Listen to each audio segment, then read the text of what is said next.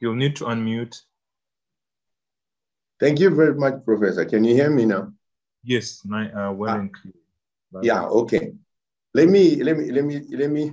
Oh, thanks for this. I think it's interesting to hear from everyone. I was just thinking about it and said, listen, are we talking about survival or recovery? Because everybody has been in ICU. I never went into ICU. And how did I get the infection? I came from Zim after having been tested, obviously negative, to fly back to South Africa. Came back home on a Saturday. Sunday, I could hear my wife coughing, because normally she gets bronchitis from time to time. But at this time, it was unusual. So I said to her, I think it's best that you go and get yourself tested. So the following Monday, she went for a test, and I was to fly to Polokwane. But then, having been reading and being familiar with this infection for almost 12 months, I knew I had got it. But then when I got to Polokwane, for about 10 days, I continued my normal routine, 3 kilometer jog and so forth and so on. Towards the end of the 10 days, I began to notice that my recovery rate after a jog was getting longer. You know when you're fit, you after an exercise, you recover very, very quickly. But then I noticed, no, I'm taking a little bit longer to recover after a jog. Then obviously I knew I had acquired the virus somehow from my wife. So that was about 10 days. And then I decided, no, I better just go and get myself have a physical checkup with my GP. Did everything, the oximeter, my oxygen exchange was okay, my glucose was okay, my lungs were okay, and so forth. But still, I knew I wasn't myself. So I continued for a couple of days to jog, but I knew I was straining my body. By the way, I'm 69 years old, never been in a hospital. And then I realized, no, there's something that's happening here. So the moment I started sort of reducing my activity, my goodness, it hit me hard. It hit me hard. The kind of exhaustion, that you get, you multiply the kind of exhaustion, those of us who have made babies, multiply the kind of exhaustion by 3.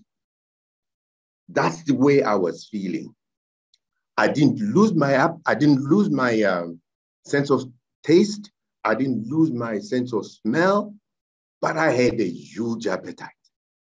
I'm never crazy about pap, but boy, I was eating pap like nobody's business together with milk, and I was sleeping almost, I'm not exaggerating, almost 24 hours in a day, but of course truncated. 3 hours up when I'm feeling hungry, and then I would sort of go and eat pap. My wife came back, she had recovered. She came, started cooking pap for me, and I was eating pap like nobody's business. But what was interesting was, my appetite was I had a huge appetite. I still had my sense of smell. I still had my sense of taste. My voice was gone. That means my laryngeal pharynx, muscles were inflamed. My voice completely gone. And in spite of the fact that I was eating a lot, and usually I empty my bowels on a regular basis every morning, just sitting on the pot, it was hell. I could not just empty my bowels. I tried for some time. I couldn't. Then in the meantime, people might want to know what it is that I was taking in addition to what I was eating. I was taking the usual zinc. I was taking the vitamin C, and I was taking a few tablets of Echinofossa, which you can get on over the counter. Then I decided to go back to my GP. He then prescribed a corticosteroid so that you make sure that at least I don't get, obviously I was getting some kind of inflammation. He gave me some anti-inflammatory corticosteroid. And then he also I didn't start coughing. I only coughed for a few days, but he thought, well, it might be wise to give me an expectorant. And the particular expectorant that I had it had diethylene. And boy, did I get the shakes. I just started shaking each time I took it, and I stopped taking it. And I went back to him, and we changed the expectorant that I was taking. And the one I started taking didn't have any diethylene. Maybe I'm very sensitive to that. But the 4 days, it was hell, I tell you. And the fever was, I've never experienced that kind of fever before in my life. And as days went by, I managed to gain my strength, started walking a bit, and for a short distance, and then started to increase the distance. And now I've managed to increase the speed at which I walk the distance. But I now have post-COVID. Oh yeah, I got tested, obviously. I got tested and I was positive. I now have post-COVID symptoms that are bothering me. I have I can't say serious, but I have some discomfort in my abdominal muscles. But not all the time. And I had some X-ray taken. Oh, by the way, I had some X-ray taken, and they found that in my lower left lobe, there was there's some inflammation, maybe some pneumonitis or something. And that's what's bothering me now. I feel pain when I'm asleep, and I cough just a little. And I think I'm okay. I have recovered, not survived. I have recovered because I don't know whether I might be hit by the next wave that is coming. But I've continued to take my zinc and my vitamin C, and I'm eating very well. I'm forgetting something. I tried to breathe eucalyptus leaves. When I did that, I had serious problems. Maybe I wasn't closing my eyes well. I had serious problems because I think the steam was getting into my eyes. As you know, if you have eucalyptus oil into your eyes, my eyes became very painful and light sensitive, and I just stopped. And I never did that again. But now I think I'm okay. I don't need to talk too much because once I start talking, I get a residual coughing, that might just sort of disturb what I'm telling you. But I think I'm okay. But as I listen to my voice, but it's not exactly my usual voice. No, it's but back. I'm okay. apart from the symptoms. Yeah, the post-COVID symptoms. But I think I'm okay. That's it. No, but your voice is back. So Professor Nyazema was my professor of pharmacology. Oh, you didn't say that. 5 years ago. So your voice is back, because when I spoke to him 4 weeks ago, I was very worried. Yeah. Because it was like you were in a drum, your voice. Right. Yeah. But it's good to see that. So what got you through that time? Honestly, I don't know. Maybe because I knew once my wife was told that she was COVID positive, and the very fact that I'd been reading about the infection, I've been reading about coronavirus. I was very comfortable. I accepted it. I didn't have any problems. I knew I had got it, and because she was positive, I just had a positive sort of attitude towards what I was told, that I was positive. And for me, that's for me, the take-home lesson take-home message to anyone who is listening, I think what's important is to know more about your disease or the infection that you have. Your mind you're at peace with yourself. You just say, que sera, sera. Okay. Do we have any questions or comments for Professor Nyazema? Prof. Katerere, Dr. Matoe. Yes, thank you. Sorry, I couldn't find the raise your hand function. No, it's fine. Just jump in, yeah? It's all right. Intriguing stories of coping. Yes, as Prof. Nyazema said it, I don't think it's survival. It's how to cope, beginning with Ingrid, Sifiso, and then, Prof, I wanted to push you a little bit more. How do you condition the mind to get where you got it to? I think a lot of this is more the mind than the physical. True. So how for those who are fortunate not to be in this situation first time round, I'm sure there are other rounds coming, or waves, whatever they call them. How do you get the strength and the mental strength that the three of you exhibited? If this was to be quite honest, information is powerful.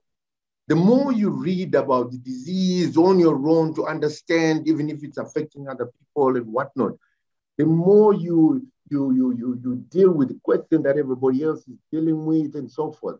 I think, the question, for me, I think the more you understand the problem that's there, somehow your mind gets ready for the inevitable.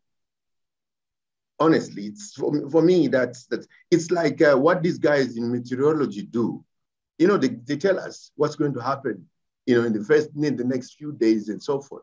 And so when it starts raining, you just put on your raincoat and you carry your umbrella. That's it. Because you've been told.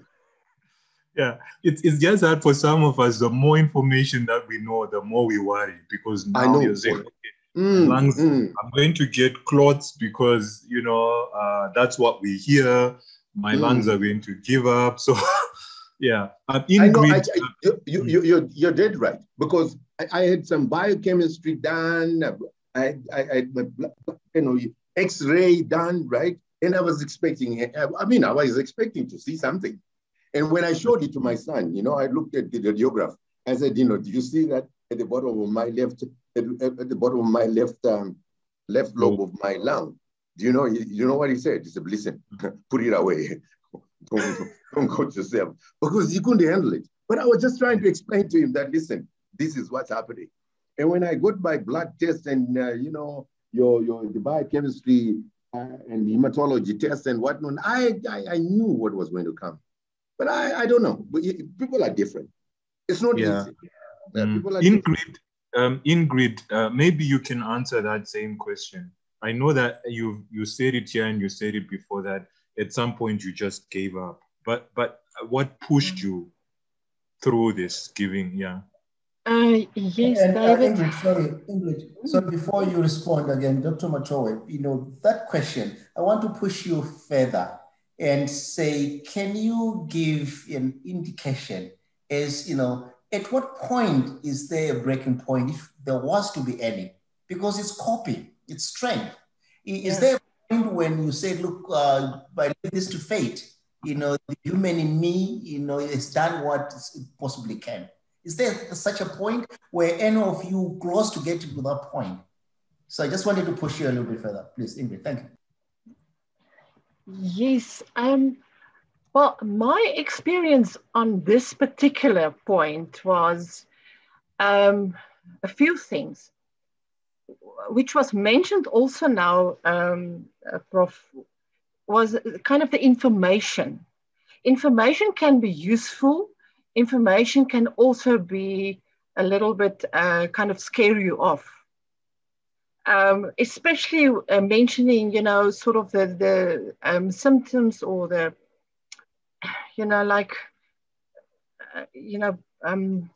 Prof. Katerina, you actually mentioned it just now, the complications. The complications, yes. Yeah. you know, or typical complications that can sort of, you know, boils from this whole disease. Yes, then later you monitor yourself in terms of that. You know, am I feeling that? Is this the first sign? You know, what should you do? What should you not do? Especially also, you know, in the light of any comorbidities that you have. Because, you know, I was diagnosed with type 2 diabetes years ago. I think I sort of overcome it in the meantime, but still it's there. So it's one of the flashlights, you know, that sort of, you know, if you are suffering any comorbidity, then your chances, you know, of not making it might be, you know, at risk. So all of these things starts playing with your mind. I felt very, very ill. I had the fever and I had really severe migraines. So it really started to sort of, you know, get my mind to a point where I was not, you know, I was sort of, I won't say I'm giving up. That was never the situation or the particular point where I thought, you know, I'm giving up now. Constantly, I was fighting in my mind to say, listen, just hang on. The light in the end of the tunnel will be there. Don't give up. So although that my body was in such a ill condition at that stage, I completely lost my appetite. Apart from smell and taste, I lost like 5-6 kilos within that week about. I don't say maybe that much, but at least 3 kilos was gone. So yes, it was a matter of this way of saying, you know, and I was sharing that also with a friend of us who was coincidentally also, you know, infected at that stage or also positive. And he said also the same, you know, it was a matter of that you reach the point where, you know, bring the gun because you can't feel, but you know, you can't see, you know, how you're going to get through this. You don't feel it coming. It's not like a normal flu or whatever, you know, where you know, it's just a matter of, you know, there's still a you know, sort of a feeling in your body where you can literally feel that you have the immune support to fight off the virus. But in this case, you don't. I was really literally lying on my bed and I could feel that my body couldn't respond. So that brought you to a point of, you know, where's the cutoff point now for you? But I never gave up in that, you know, situation saying, you know, it's now over and whatever. I was still making plans, like phoning my doctor and say, listen, I'm going to do this or going to do that and so on. But, you know, although that I felt like, you know, putting a gun to my head now, you know, there's no hope. It was not really that. You fight for your family and for yourself. And I think for the fact that... in the support around you. Yes. Important. There was actually one thing I wanted to mention just quickly, Prof. Katarere, in terms of support. My gardener is also from Zimbabwe. He texts me almost every day with a small prayer and even with a mix of you know, what they call immune system boosting tonic, Zumbani, these things and so on. He sent me these recipes, you know, to make, and every day, you know, he texts me and asks, Mother, how are you, and so on. So yes, those are all things that actually counter the mind in terms of giving up and keep you and help you to fight it forward. Okay, so thank you. What we'll do is, do you want to make a quick comment because we need to move on to the next speaker? Oh, okay. I was just saying, you know, just a question of breaking point. For COVID, there's never going to be a breaking point because there's so much we don't know. Like, for example, there's so much information on post-COVID symptoms that some of us are experiencing. So you just have to be comfortable with that. Okay, right. And then there's a question about vaccine, but we can come back to that. Let's move on.